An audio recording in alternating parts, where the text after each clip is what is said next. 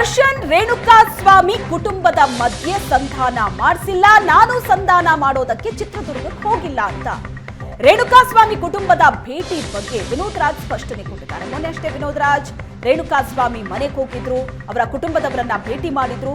ರೇಣುಕಾ ಸ್ವಾಮಿ ತಂದೆ ತಾಯಿ ಮತ್ತು ಅವರ ಪತ್ನಿಗೆ ಸಾಂತ್ವನ ಹೇಳಿದ್ರು, ಸಮಾಧಾನದ ಮಾತುಗಳನ್ನ ಹೇಳಿದ್ರು. ಆದ್ರೆ ಈ ಭೇಟಿ ಕೆಲವೊಂದಷ್ಟು ಪ್ರಶ್ನೆಗಳಿಗೆ ಕಾರಣ ಆಗಿತ್ತು. ದರ್ಶನ್ ರೇಣುಕಾ ಸ್ವಾಮಿ ಕುಟುಂಬದ ಮಧ್ಯೆ ಸಂಧಾನ ಮಾಡಿಸಿದ್ರಾ? ಆ ಪ್ರಶ್ನೆಗೆ ಈಗ ಸ್ಪಷ್ಟನೆ ಕೊಟ್ಟಿದ್ದಾರೆ ವಿನೋದ್ ರಾಜ್. ಯಾಕಂದ್ರೆ ರೇಣುಕಾ ಸ್ವಾಮಿ ಮನೆಗೆ ಭೇಟಿ ನೀಡೋದಕ್ಕೂ 2 ದಿನ ಮುಂಚೆ ದರ್ಶನ್ ರನ್ನ ಭೇಟಿ ಮಾಡಿದ್ರು ವಿನೋದ್ ರಾಜ್. 2 ದಿನದ ನಂತರ ಚಿತ್ರದುರ್ಗಕ್ಕೆ ಹೋಗಿ ರೇಣುಕಾ ಸ್ವಾಮಿ ಕುಟುಂಬದವರನ್ನ ಭೇಟಿ ಮಾಡಿದ್ದು. ಹಾಗಾದ್ರೆ ಸಂಧಾನದ ಮಾತುಕತೆ ಏನಾದ್ರೂ ಆಯ್ತಾ ಅನ್ನೋದರ ಬಗ್ಗೆ ಪ್ರಶ್ನೆ ಎದ್ದಿತ್ತು.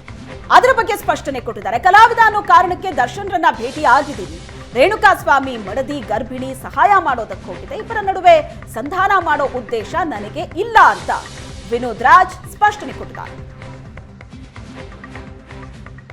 ನಾನು ದರ್ಶನ್ ಅವ್ರನ್ನ ಕಾರಾಗೃಹಕ್ಕೆ ನೋಡಕ್ಕೆ ಹೋಗಿದ್ದೆ. ಆಮೇಲೆ ಒಂದು 2 ದಿವಸ ಬಿಟ್ಟು ನಾನು ಮಾರನೇ ದಿವಸ ಒಂದು 2ನೇ ದಿವಸ ಬಿಟ್ಟು ರೇಣುಕಾ ಸ್ವಾಮಿಯವ್ರ ಮನೆಗೆ ನಾನು ಹೋಗಿದ್ದೆ. ವಾಹಿನಿಗಳ ಮೂಲಕ ನನಗೇನು ಅರ್ಥ ಆಯಿತು ಅಂತ ಹೇಳಿದ್ರೆ, ಏನೋ ನಾನು ರಾಜಿ ಸಂದಾಯ ಮಾಡೋದಕ್ಕೋ ಇನ್ಯಾವುದಕ್ಕೋ ನಾನು ಹೋಗಿದ್ದೀನಿ ಅಂತ ಹೇಳ್ಬಿಟ್ಟು ನನಗೆ ಅರ್ಥ ಆಯಿತು. ಖಂಡಿತ ಅದಲ್ವೇ ಅಲ್ಲ. ದರ್ಶನ್ ಅವ್ರನ್ನ ಅಥವಾ ಒಬ್ಬರು ಕಲಾವಿದರು ಅನ್ನುವಂಥ ದೃಷ್ಟಿನಲ್ಲಿ ನಾನು ಹೋಗಿ ನನಗೆ ಪರಿಚಯ, ಅವರು ನನ್ನನ್ನು ನೋಡಿ ಆ ಪ್ರೀತಿಯಿಂದ ನಾನು ನೋಡ್ಕೊಂಡು ಬಂದಿದ್ದು. ಇಲ್ಲಿ ಯಾಕೆ ನಾನು ಹೋದೆ ಅಂತಂತ ಹೇಳಿದ್ರೆ,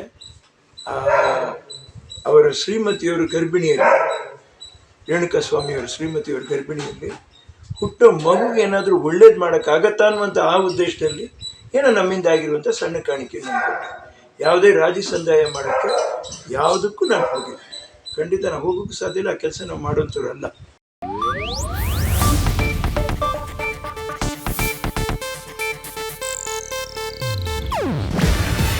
ಇದು ಏಷ್ಯಾನೆಟ್ ನ್ಯೂಸ್ ನೆಟ್ವರ್ಕ್ ಪ್ರಸ್ತುತಿ.